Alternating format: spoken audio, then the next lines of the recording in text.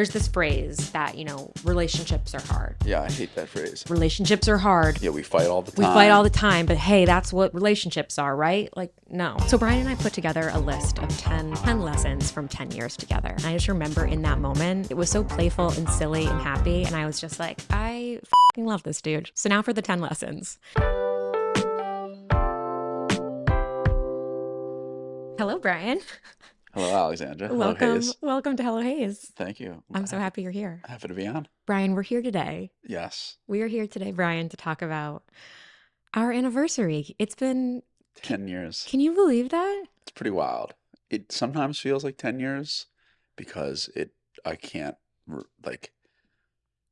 feels like we've been together for a long time in a great way, but I also can't believe that we've been together 10 years because I do remember life before you, even though 10 years is a third of our lives. That's interesting. What do you remember about life? Like, what do you mean by that? You remember life before me? I remember being in high school and I remember like being you in have college. I have memories of life before you. So it's not as if, How oh my dare gosh, you? 10 years. I couldn't imagine life without you. It's like I can think of it. So Yeah. therefore it doesn't feel like it should be that long ago, but that's a long time ago. Yeah. No, I agree with that, obviously. I have memories of life before you, but I can't. It's a third of our lives together, pretty much. Yeah, we met just before my 21st birthday, and it's crazy to think how much life has passed and how much growing we've both done. I feel like Correct. we've each been different versions of ourselves I agree. over the last 10 years. And how that's part of what we're here to talk about today, like what we've learned over 10 years of being together. Because, being with one person for essentially your whole 20s, like our brains aren't even fully developed until you're 25, 26. Mhm. So when I think about like what's made our relationship work and what's made us both, like what's made this relationship work, but also what has made each of us like successful and happy as individuals, I don't know. I feel like we've learned a thing or two. I agree. I think we've learned many things over these 10 years. So, and we will learn many more. And we will learn many more. Yeah, that's a really good point. I'm curious to come back, after another 10 years. We'll look at this list and see how things have changed and That's what we'd fun. add. So Brian and I put together a list of 10 lessons from 10 years together that I think, have contributed to us being in what we call a happy and successful relationship. Mm-hmm. And also, some of these things are about our relationship, but others are about us as individuals, which I think contributes to the happy relationship. It does. And then I asked the Hayeselnuts for any specific questions they have for the two of us. So I gathered a list of some of those. And after the 10 lessons, we'll get to the Q&A part. So thank you all for submitting your questions. There were so many, so we won't be able to get to all of them, but maybe depending on how Brian does, maybe we'll invite him back for a second episode. I'd be honored. So before we get into the 10 lessons, though, someone asked a question that I am dying to hear how you answer. And that is, when did Brob know that he had to marry Hayes? It's an interesting question because I'd love to say it was September 22nd in 2016, but I don't have a specific time or day or even memory of when I knew I had to marry you. It's just it was a thought and opinion that developed over time. And like the stages of our relationship where I knew I liked you, I knew I wanted to be together, that was starting dating. Then I knew I wanted to get more serious with you. Then I knew I wanted to move in with you. Then I knew I wanted to propose and get married. But they developed over time. So I don't have a specific answer. There wasn't one time or one moment. Yeah.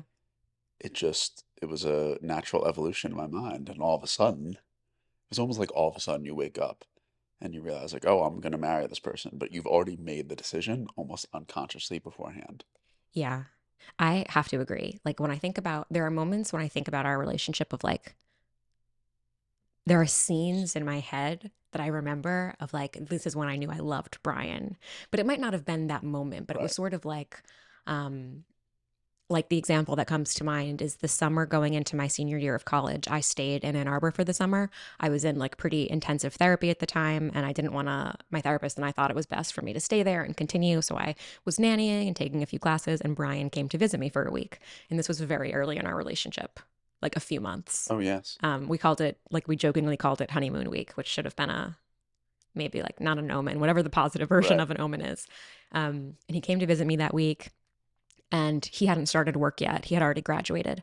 So he was just like chilling in my 9-bedroom house that I was staying in by myself while I like went to And therapy Ann and went to Arbor was a work. great town too. And there was one night where we were cooking. We made your own make your own pizzas. And oh my God, you remember how gigantic yours It over was? It like it was overflowed over the overflowing from the pan. pan. And we were making sangria. We made a great batch of sangria. We like had music on and we were Forgot making about the that. sangria.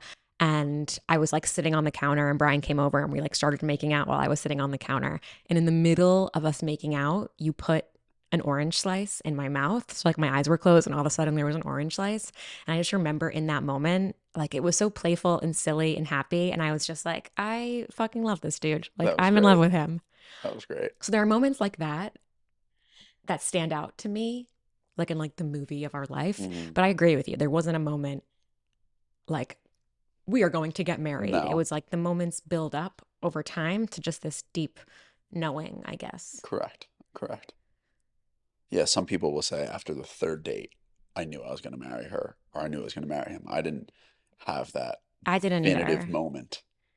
Yeah, me neither. It just kind of developed over time. Hmm. Cool. I accept that answer. So now for the 10 lessons. The first lesson is knowing when to put topics to bed. Hmm. I think that talking about things together is obviously so important. And like you want to confront issues head on, which we'll talk more about. But there also comes a time where it's like we've talked this thing to death and now we've come to a solution. We've made up, we've whatever. Now we need to tuck it in an envelope and put it away and give ourselves the space to move on from this and to like get to the next part. And Um, I think it's positive and negative conversations too. It's not always a disagreement or an argument. It's any topic.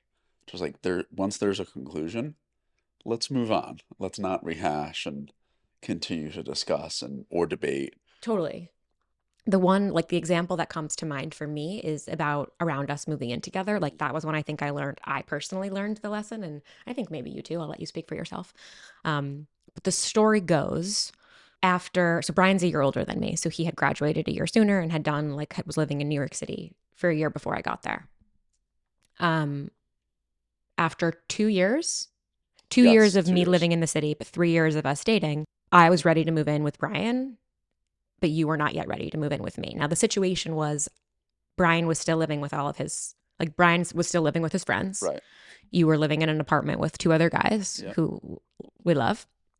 And I had been living with my high school best friend for the first year. And then she moved back to Boston and somebody else moved in who became one of my best friends, Jess. And Jess was going to live with one of her camp friends. So I was either going to live alone or I was going to live with Brian. And I wanted to live with Brian, not only because like logistically it was convenient. You know, we were probably spending 4 nights a week together at that point. Mm-hmm. I was teaching at the time, so like when I'd go sleep at Brian's, I You'd would be have to like pack your bag. pack my fucking lunch. Right. I was getting ready in the morning in the dark because Right. I left at the crack of dawn. Um, ugh. So not only logistically was it going to make sense, but like I was ready. I was at that point where I knew I wanted to live with you. I felt like we were very serious, and you, I wasn't yet ready to stop living with my friends. right? I knew that we were probably going to hopefully have a long lifetime of living together, which has come to fruition, thankfully. And I knew that it would be my last opportunity to live with my friends. So I wasn't ready to give that up quite yet. So I wanted one more year to live with my It's friends. funny. But we debated it and spoke about it obviously quite a bit. But I remember it differently. I actually don't think that that's exactly how it went down. I think that part of the problem, part of what ended up happening was you wanted to have another year with your friends. Hmm. I was interpreting that as you not being sure about me. Hmm. And I think you weren't sure. Like the Right. conversations that we ended up needing to put a pin in was, and this is something that I can do, as I think a lot of you hazelnuts can do, a lot of all of us can do, is like we take one piece of information and then we like cascade it into a million other things. So for me at the time, it was if you want to live with your friends for another year, then that means you're not ready to move in with me, which I think actually those two are not the same. Correct. That's some of our other lessons actually relate to that. Yeah. So I interpreted it as not being ready to live with me, which I then confronted you about. And then it was like, well, are you not sure about me? And at the time, I think if my memory is correct, you were like, I love you. I love our life. I don't know if Right. With 100% certainty. that we're going to be together forever. Correct. And And I I think, was incorrectly maybe thinking that moving in with you means we're getting married, right, which is not the case. not the case. I agree. We were putting so much, you felt a lot of pressure that moving Right. in meant 100% guarantee marriage, and Correct. you weren't ready to do that. But that's like a deep, dark conversation to be having. That's a hard conversation to be having. And I think that the move-in debacle became about are we getting married or not, Hmm. which we did not need to be discussing Correct. at 24 and 25, Correct. but we were. Correct. And that being in that cycle of that conversation all the time, like I felt devastated. You were also really struggling. Like I have that one memory of us sitting on your bed Yeah, it in was a your, terrible, terrible remember we went to time. go pick up, what was it, Lena's? Was that the Italian Lena's place? Italian kitchen. And like, I think we Yeah. just, yeah. I think we just like sat on your bed and we both were crying because we're Right. like, is this going to be the end of our relationship? Like, Right. you, I felt heartbroken. I think you were sad that I was heartbroken and that you couldn't tell me what I thought I needed to Right. hear. Because what I wanted you to say to me at the time, once we got past the fact that like we're not going to live together, what I wanted you to say at the time was, don't worry, we'll move in together next year. And of course, we're going to get married. Right. But you couldn't say that at the time. Right. But we got over it, and you learned to Shut the fuck up about it. right, stop. You learn to let the topic conclude, Yeah. to not continue to rehash it, and obviously it extrapolates over other topics as well. Like once you've kind of come to a conclusion or decision on something, it could be as large as that, which was like our whole relationship in the bounds, or it could be something small. Yeah. It's important to move on to a new topic. Right. So for that, it was like my mom actually gave me that really good advice. I remember calling my mom and I'm like, what am I going to do? This like moving in together thing has cascaded into this much larger conversation. And now every time Brian and I talk, we're like crying because it's turning to this. And the advice she gave me was, are you going to break up right now? And the answer was no. And it's like, well, if you keep talking about this, you might break up. So if Right. you're deciding to stay together, Let's move on. then let's move on. And we did. So we Great lesson. said, I moved into a studio apartment by myself for 1 year. And then we moved in together the following year. We moved in together the following year. And it was But great. I think learning how to like put a pin in something and move on has been really important. Has been an important lesson that we've come back to, whether I it's in agree. an argument or a decision, just saying we're deciding this and we're moving on. I agree. All right. The next lesson. So this I learned from you early on in our relationship. So we're talking about the first 6 months of being together. I learned that the more transparent and honest you are with your partner, the happier you are going to be, and the Mm, better your relationship is going to be. mm, That was something I'd never learned from a relationship beforehand, and it was really nice um, having total freedom and flexibility to know that I can tell this person anything, and I can be as honest as I need to be, and it's only going to benefit me too. So it's a little bit like you have a little bit of that selfishness in there, which is needed. Like this will help me by being super honest, and it also helps your relationship as a whole mm. because now you're more aware of what your partner's thinking, what your partner's feeling, what your partner wants, what your partner doesn't want. And I think that was really helpful early on and has continued to be very helpful throughout our relationship and now marriage. When you say that it was something I helped you with, are you referring to like talking about our emotions? More just by your actions. You just always were very honest and open Mm. without even acknowledging it. Mm.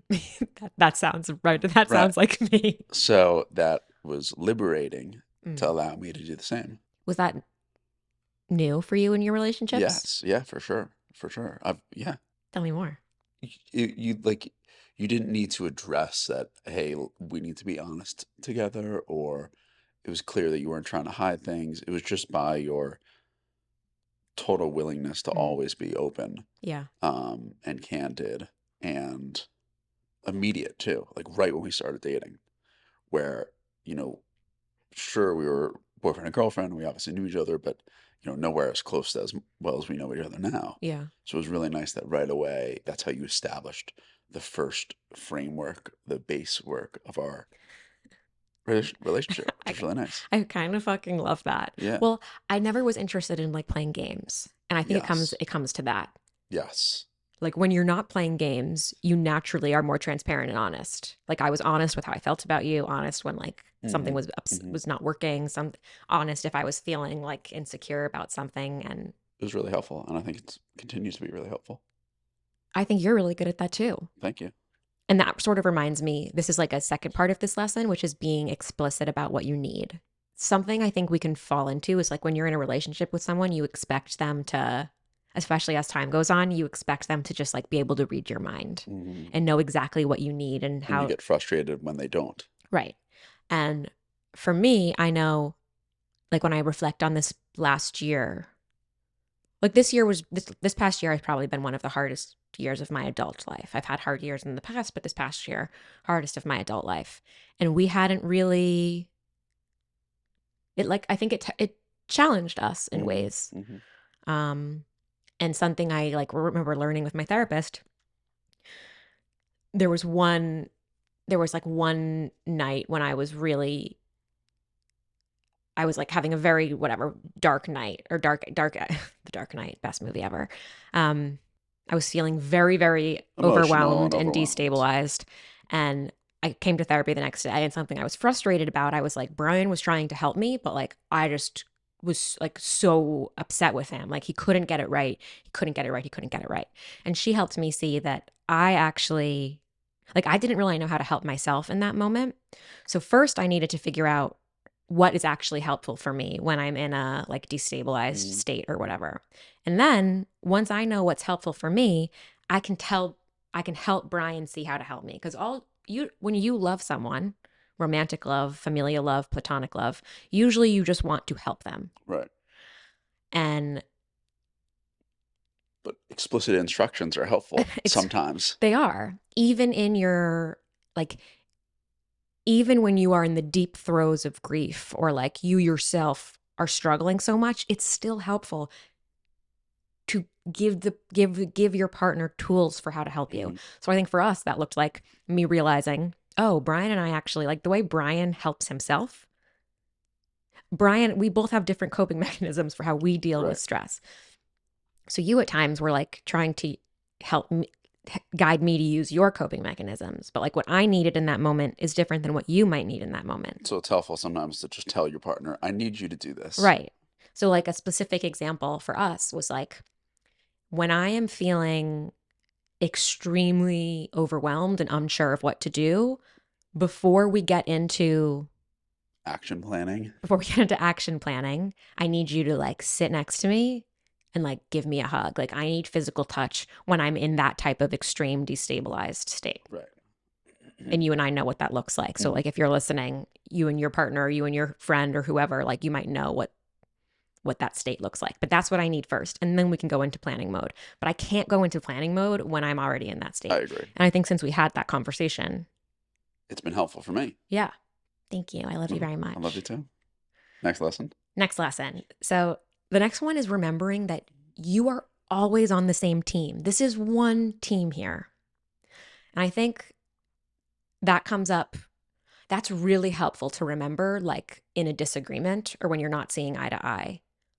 Right. However large or small the disagreement is, you're both on the same side. Yeah. You're both on the same team. Hmm. So you can have disagreements and arguments just like any team does, professional or sports Yeah. teams. Give us the sports analogies, honey. I know you've been waiting for Well, this. like teammates disagree often and challenge each other often, but it only makes those teams better. So it's okay to not always agree if you're on the same team. In fact, it's probably very healthy and it can contributes to improved success and evolution. But you always have to remember that the goal of these discussions or topics or arguments or debates or anything is that you're trying to help each other and help your collective team. Hmm. And if you forget that and then you view the person as opposition, You get defensive. you get defensive and it's counterintuitive. Now you're working backwards Hmm. instead of working forwards. Hmm. Like I remember you said that to me once a few months ago, like in something we were disagreeing about. You're like, I feel like right now we are not on the same team and we need to get back on the same team. Mm. And having that in your brain, I think can like help bring you back and like root you to what matters and that like you're trying to find a solution here together. Um, someone asked I'm jumping ahead a little bit, but somebody asked in one of the Q&As, have we ever dealt with like jealousy career-wise or jealousy about like financial success or being in different places? And it reminds me of this idea of being on the same team. Because like my answer is kind of no. Hmm. Maybe I there would are agree. things that have made me like Brian is much more financially responsible than I am. Or how do I you have much you started your life with greater financial literacy than I did. Hmm. So I'm like sort of coming to the conversation later than you, which hasn't made me jealous, but I think it's has felt uncomfortable at Hmm. times. But like because I think the foundation of our relationship and something we continue to instill is like we are the same team. We are one team. It kind of makes all those issues go away because like your success is my success Correct. And just because and vice versa. right, I might be more literate in that area, you're more literate in other areas as Yeah. well. And that's great that we have strengths in different topics and areas. Yeah. I'm more literate in the book area, Exactly. in the spelling area. Exactly. Brian's not such a good speller, but we love him for it. Okay, so going off of the we're on the same team, the fourth lesson is called tapping in, being able to tap in Mm. for the other person when they are in need. And I think this is one of the ways that you practice being on a team. Do you want to talk a little bit about what tapping in means? I think of it, and I think it's been really helpful for us when you know that a situation or a topic or an issue for your partner is uncomfortable or it's one of their weaknesses. It's important for you to immediately help them and tap in um, to provide assistance. Like, for example, if you're speaking to friends and there's a consistent topic that comes up that you know makes your partner uncomfortable or your partner doesn't want to talk about, and that topic arises, then you should immediately just tap in and answer the questions and talk about the topic and allow your partner to sit in the background and not have to deal with that situation. It can be socially with other people, or it could be like just privately, things in your home that you know your Mm, partner doesn't want to do or isn't good at doing or can't do at the moment, and you just immediately have to tap in and do it for them and know that the same will be reciprocated back to you. right. Tapping in works best when both people do it for the other. Correct. And But it almost needs to happen automatically. Like yeah, the lesson that we've learned about tapping in is it's one of the contrary to your other comment about being explicit, like you can't always have to ask your partner to tap in. It has to be something that you can recognize that they're uncomfortable with or they don't want to do. Then you just have to help resolve it for them. do you think though that the ability for that to become intuitive over time happens because of previous experience being For sure. explicit? For sure. So it's like after years of being Yes. explicit and being Or open and even, transparent, yeah, or months. It can happen pretty yeah, quickly. months, but like you can only become intuitive after talking about it. You Correct. cannot expect to become intuitive if you haven't ever addressed it. Okay. The next lesson is allowing the other person to be an individual. This one's really important. Like, I like this one. I think I maybe had more influence in this one throughout our relationship because we don't have all of the same interests. And throughout our relationship, I think it's been very helpful. We do things together and then we also do things individually. And we provide space and time mm, for your partner to do things alone that make them happy or with other friends yeah, that make them happy. Like um I love to run and play golf. And 15 years ago, I would have envisioned that my wife loved to do both of those things with me. You hate both of those things, but that's okay because you allow me a lot of time to do both of them by myself yeah, because you know it makes me happy. And I enjoy playing golf or running by myself. I yeah, don't always need to do it with another person. And you're really good at giving me the time to do the things that make me happy as an individual. And it's okay that we don't do them together. yeah. People ask me, People ask me all the time, like, does it bother you that Brian will go like play golf for 6 hours on a Saturday or people ask me Sunday? like, don't you want Hayes to learn how to play golf and play golf with you? And I'm like, I if got my she own did, stuff to great, but do. like, no, not really. She doesn't need to. And like, I have my own stuff to do. Right. So I like that. Allowing your partner to be an individual, do the things they love to do by themselves. Completely You're agree. part of the same team, but you're not the same person. We're part of the same team, but we're not the same person. I love that. And we have to allow each other to like be our own individual people. Exactly. And on that, I feel like the next lesson is, while we are going to be our own people and have our own individual interests and passions, like it's important to show interest and respect the other person's passion. Yes. You always ask about my run when I come back from, and you allow me to tell you about the cool parts, the new parts, the difficult parts. Right. You're showing interest doesn't mean you need to do them with me. Right. And I'll ask you about golf, and I'm curious about how you played, and I want to hear Yes. about the course and see the pictures you Yes. took. That doesn't mean that we're going to spend, hours talking about golf, but like showing just general interest and respect. Yes. We do this thing at night sometimes called science lessons. It helps me fall asleep. Brian's a huge science fan. Fan? No, You have a lot fan. of, I you mean, have a they're the same lot of, things. Fanatic is fan.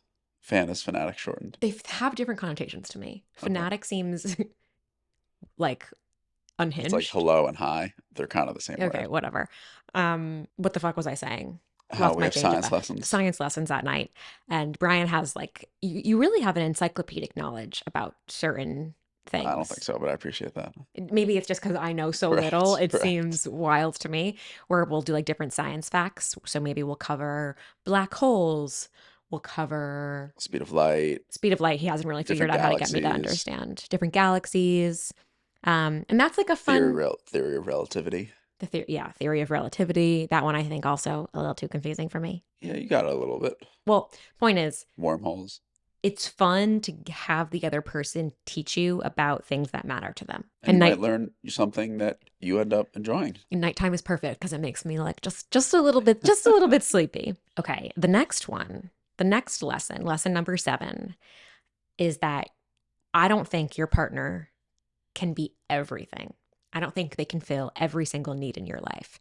And this is a question I often get asked about the six besties theory. How does the six besties theory apply to relationships? And I think it's very similar. Your partner, if you go to your partner for every single need, desire, interest you as a human being have, I think it's impossible. I think your relationship will Yes. implode, Yep. implode. Like something that comes to mind for me, we live together, we work from home together. We're together a lot. We're together all of the time. I also kind of work by myself. I cannot go to you with every single work question, thought, idea that comes into my mind. I come to you for a lot, Mm-hmm.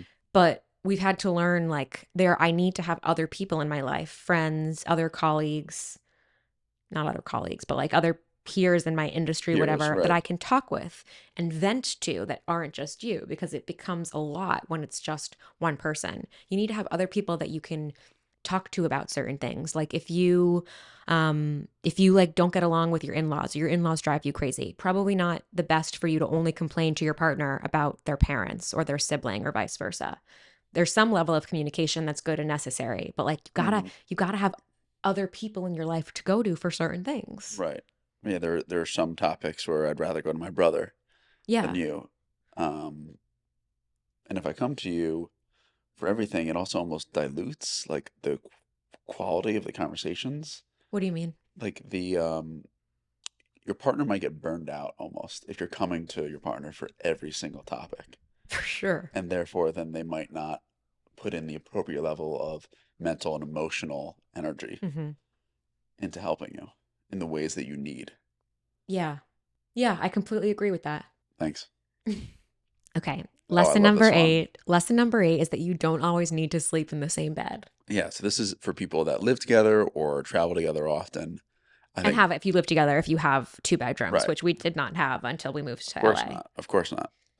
But sometimes when we travel and we're in hotels, if there's like two double beds or two queen beds, we won't sleep in the same bed. Yeah. And then at home, if you have another bed option, sometimes it's nice to sleep separately. And it goes back to like the being the individual thing.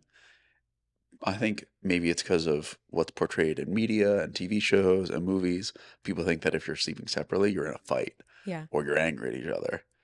Sometimes you might just need a night alone of sleeping in the middle of the bed and moving all the blankets and sprawling your legs We and just starfish. we just had my friend Michaela's wedding in Aspen, and our room had two queen beds. We slept in two separate beds in the room, and like I loved in the morning getting to talk about like how'd you angle your body in the bed. Right. Sleep is so important. Hmm. And I don't think we could ever, some people I think sleep separately every night, which we couldn't do. Hmm. But sometimes it's nice to have a little Who individual knows? space at Marriage is bedtime. long, That's true. That's true.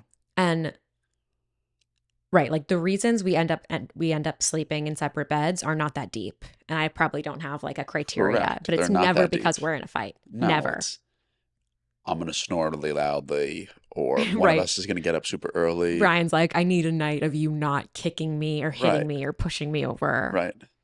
If I'm like working late or vice Yeah, versa, different bedtimes. They're not, the reasons don't need to be super deep, as you said. they're just kind of random. And then it's fun, like waking up and getting to sneak in bed and like Exactly. kiss your face and wake you up. Like that's we don't get to do that all that Really fun. often. Um, and that we're using don't we don't have to sleep in the same bed every night as an example, but I think you can apply that to like any, you know, rule that's been given to like what married couples or what monogamous couples Correct. or what whoever does. Like Correct. you get to make your own rules. I think is the larger I would message agree. behind that one. Okay. Lesson number 9 is that I think it's really important to see yourself as a work in progress. And that is like an individual lesson that I think impacts your relationship. But if you want to be in a long term, the only thing we can guarantee in life is that we are going to change. And I think if you were going to change alongside someone else, you have to be kind of regularly just like reflecting on who you are and what you want and how your new self can show up best in this relationship. Right. People write to you a lot asking about how they view their relationships evolving and changing, and talking about the relationships as this fragile, ever molded, ever molding, ever Hmm. changing, um, like embryo. But you also need to think about that yourself as well, because a relationship is two people together. Hmm.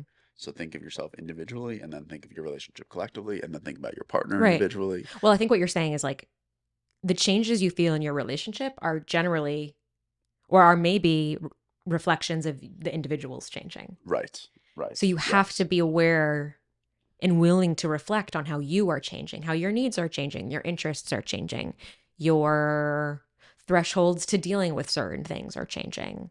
Um, I think it would be hard to be in a relationship with someone who wasn't willing to look at themselves and see themselves as a work in progress. We Yes. are all always Yes. works in progress, Right. probably until the day we die. Correct. And it's not always changing things you're bad at to make them things that you're good at. It's continuing to evolve the things that you are already good at and making them exceptional. Right. Or not good or bad, just like details. Details are always changing. It's not, we don't have to assign moral value to it. Right. Okay. And then the last one, there's this phrase that, you know, relationships are hard. And I think that relationships shouldn't be hard. Yeah. Life is hard. Yeah, I hate that phrase. I think good relationships are easy. Bad relationships are hard. Like life is hard enough. So you should try to make your relationship relatively easy. Yeah. Well, someone asked in the Q&A part, are you guys in the marriage is hard camp or are you in the camp of people who like don't understand why people think it's hard? And I think that we're probably more in the second if I had to choose between those two. Like, I don't think marriage is hard. I do think life is really hard. I agree. And if you don't have, but your relationship should be the easy part. It's not that relationships should feel perfect all of the time. No. And maybe we need to kind of define what we mean by easy. Like, relationship should be a relief. Your relationship should be a relief. It's Yes. where you spend the most time. Yes. It's where you spend the most energy. And in your relationship is where you will find the strength to deal with the hard stuff. So, Life is work and your relationship is your vacation. kind of, You know, it should kind of. almost always be a relief and a reprieve from the difficulties of everyday life. I like going against that phrase and trying to remember that, as you said, your relationship should be the easy part of your life. So sometimes you need to drop things or not worry about winning every argument or debate.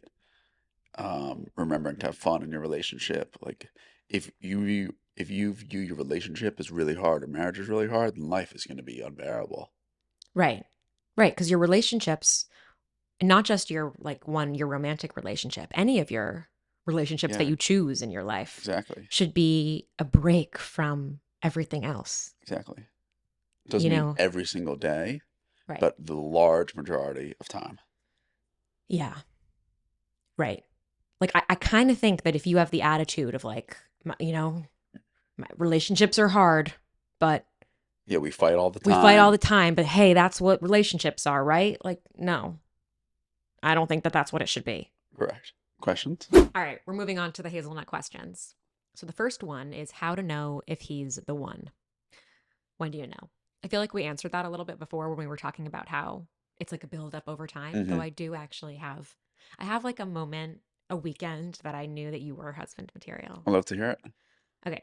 It was, oh my God, it was so long ago. This must have been year one, summer one, when my brother and I are 8.5 years apart. And when I met Brian, Jack was still going to sleepaway camp every summer to the same camp that all of my siblings and I went to. And you came with my family to visiting day with Hmm. me, grandma, mom, my dad, and Bella. Be the whole family. You came for this whole family thing to meet my brother. And my parents are divorced. Those types of like days are always a little they get along fine, but those days are always kind of hard or weird or bring up feelings. And I hadn't been to camp in a long time, and I remember being kind of nervous about the whole thing. And you came. And it was like a serious, like you came and you met my family. Was that when you met my family for the whole first time? You had met grandma before. Probably though that week or weekend long I extended think that trip. weekend is when you met my family for the first time. My grandma lived in New Jersey, and you had met her. We had gone out to dinner together. That was another very special, actually. Yeah, it was great. That was another very special night.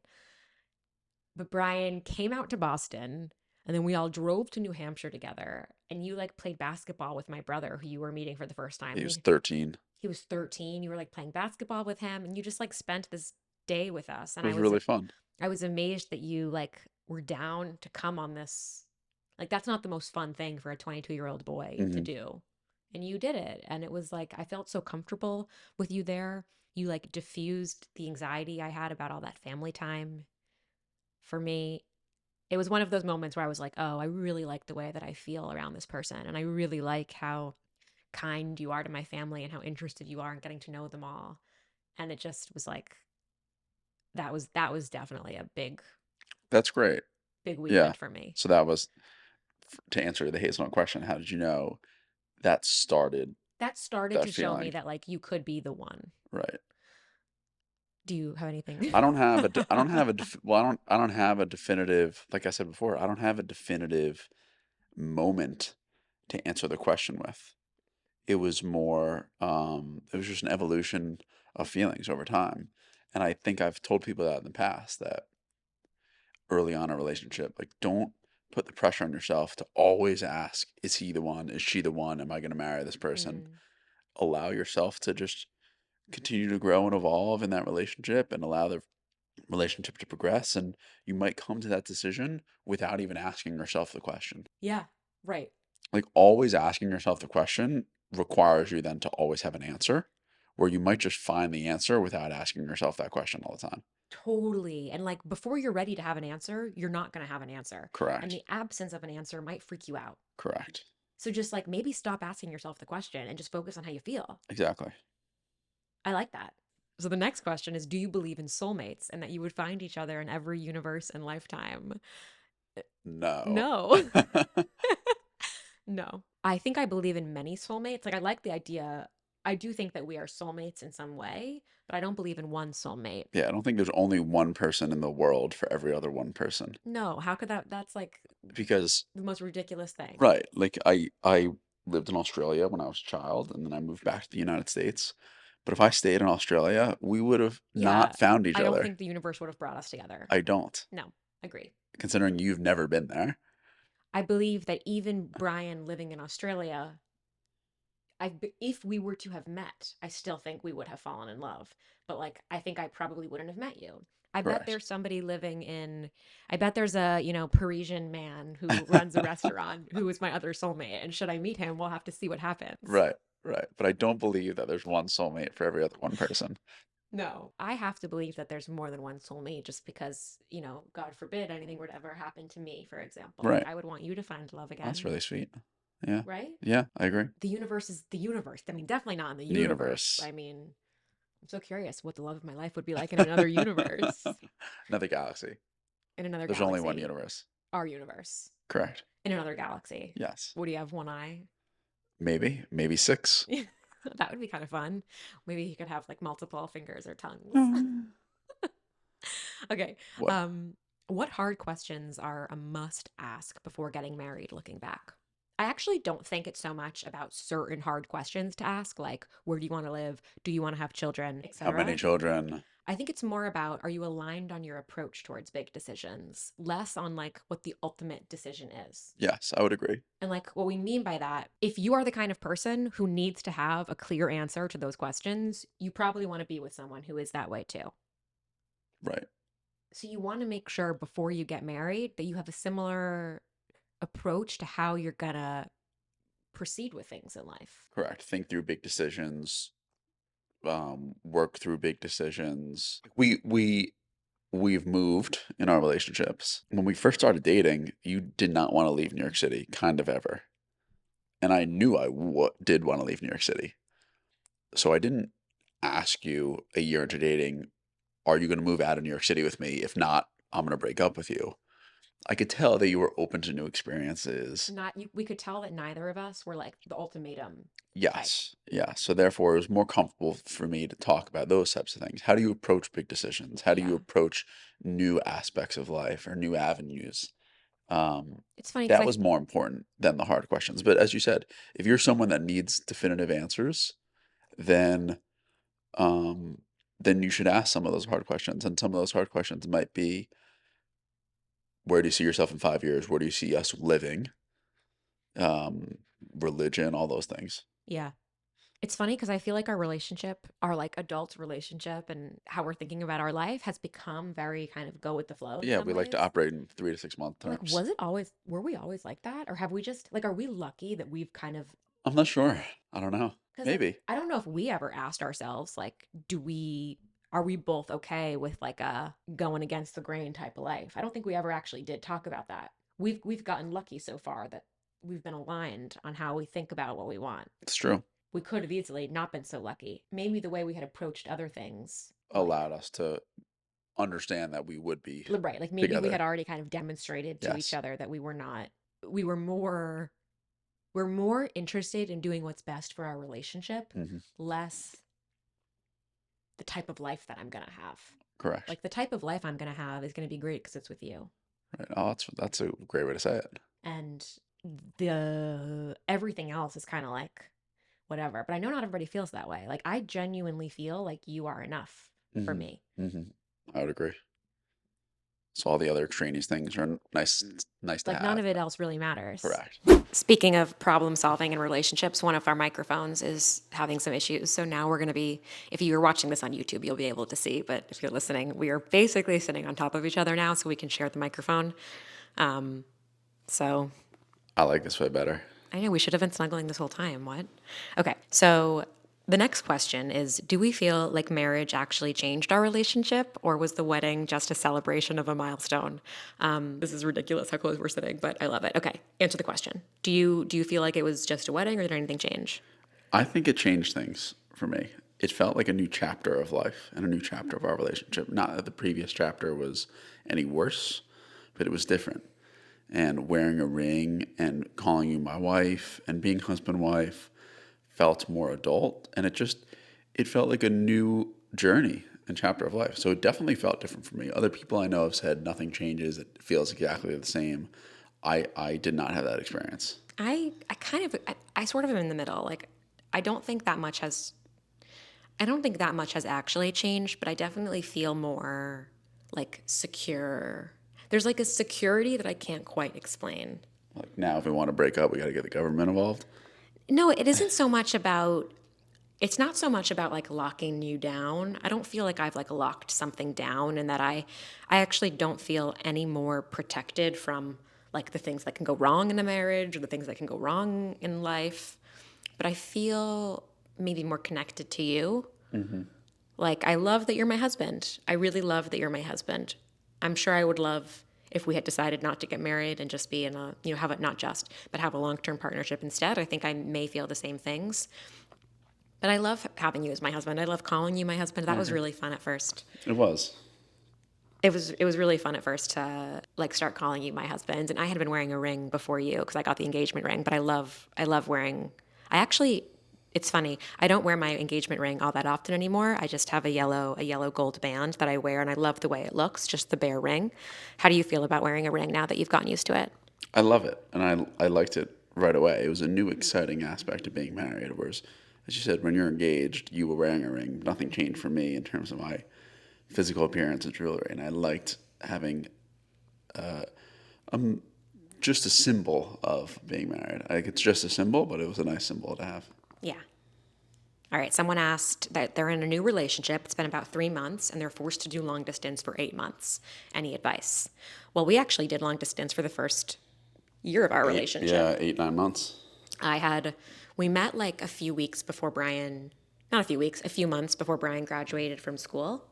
And I had one more You year had 1 more left, year. and then you were going to be in New York. And that was the first kind of challenging moment in our relationship, deciding whether we were going to date or whether we weren't going to date. So we did end up doing long distance. Do you have any wisdom? I got great advice from a friend, I remember, because I was thinking about this as well. When we were deciding should we date and do long distance for your senior year of college, or should we not and try to figure it out after you graduate. And my friend said, you don't need to make the decision with a year in mind. Just think about, do you want to be with her tomorrow? And do you want to be with her this week? And if the answer is yes, then start dating, try to do long distance. If it doesn't work, it doesn't work. But to put the pressure on yourself that you need to make a year or multi-month decision makes it feel monumental. Where if you just think a little bit more in the short term, it's, do we still want to be together for the next couple weeks? Yes, I'm not ready to leave this person yet. Start the long distance relationship. Yeah. And if it doesn't work, it doesn't work. And if it works, fantastic. But putting so much time into the decision amplifies the pressure that I think you feel. So for this hazelnut who has a theoretical 8 months of long distance upcoming, maybe think about it as, am I ready to leave this person? If the answer is no, then start the long distance relationship and see if it works and try to make it work. Yeah. And I love what you said.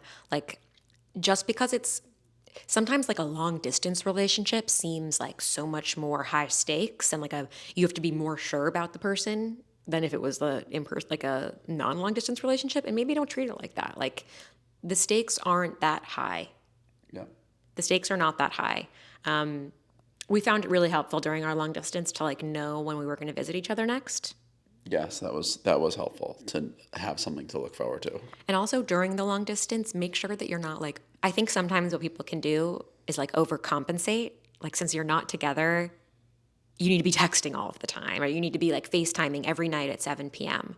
I think I would tell you to be flexible with that and to trust that your time to be together, like your time to have an in person relationship, will come. You definitely are going to need to figure out the communication times and stuff that like works best for you guys. But try not to, when your significant other is out at night, let them be out. Don't be texting them all the time. Encourage each other to be off your phones. Like, encourage the person to have an individual experience wherever they are. Don't be tied to your phone out of insecurity. Mic drop. I think that might be it. I know you have, oh, there was one more. This is a good one. This was actually one that you picked. So this last question is about, tips for supporting your partner through their toughest time, such as the death of a parent or of a loved one. This is what we mean when we say life is hard. Relationships are not hard. Life is going to be hard. But you picked this one, and I'm curious why you picked this one.